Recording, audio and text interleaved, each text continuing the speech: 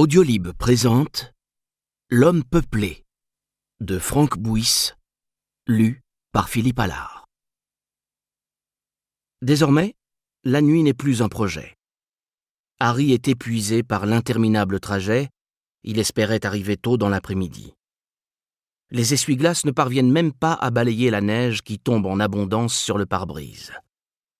Il s'arrête une dernière fois pour vérifier l'adresse sur la carte, puis repart.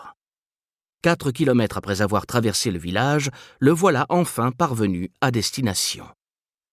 Une voiture est garée à quelques mètres du portail qui mène à la maison. Le véhicule empiète sur la chaussée.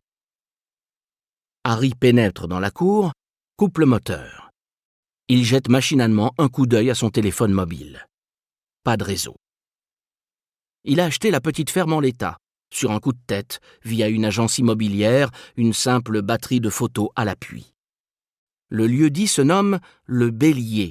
C'est à peu près tout ce que Harry sait de ce coin reculé. En route, il a prévenu de son retard. L'agent immobilier attend dans la maison. Il accueille Harry avec courtoisie. Il a fait le nécessaire pour que l'eau et l'électricité soient rétablies.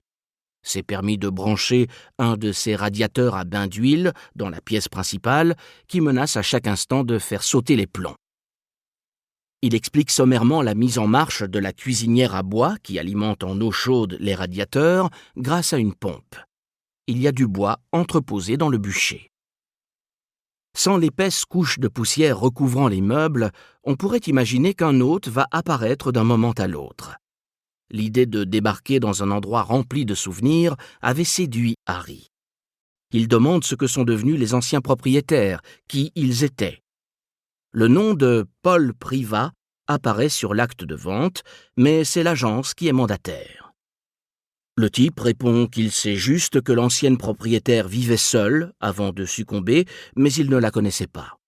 Il n'est pas d'ici, on l'a missionné pour mener à bien la transaction, rien de plus. L'héritier est venu récupérer quelques affaires, puis est vite reparti. Il a donné tout pouvoir, il habite loin. Pour en savoir plus, il faudrait interroger les gens de la région. Harry croit percevoir une gêne dans sa voix. Il doit se faire des idées. L'agent est probablement pressé de rentrer chez lui. Un agriculteur s'est porté acquéreur des terres de la ferme, mais tous les bâtiments appartiennent à Harry. Agriculteur. Le mot sonne faux dans la bouche du type. Il précise que la serrure de la porte d'entrée est cassée, qu'en attendant de la réparer, Harry n'a pas à s'en faire pour les voleurs, surtout en plein hiver. Il demande si son client souhaite faire le tour des dépendances.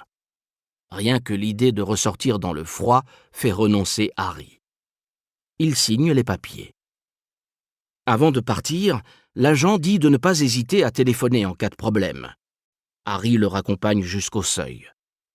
Dehors, les flocons ensemencent la lumière provenant d'une ampoule pendue à un fil au-dessus de la porte. Il retourne près du radiateur et place ses mains à quelques centimètres. Au loin, la voiture démarre et s'éloigne.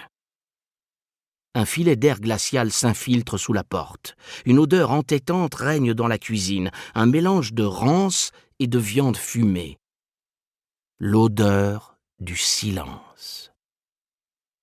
Après s'être un peu réchauffé, Harry se résout à décharger ses bagages et quelques provisions achetées en route.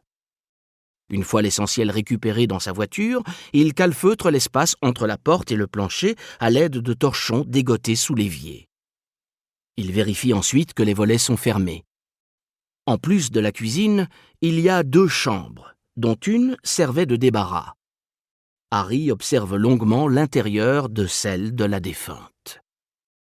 Les draps et les couvertures sont repoussés à un angle du lit, comme si on venait d'en sortir, et une paire de pantoufles attend sur le tapis.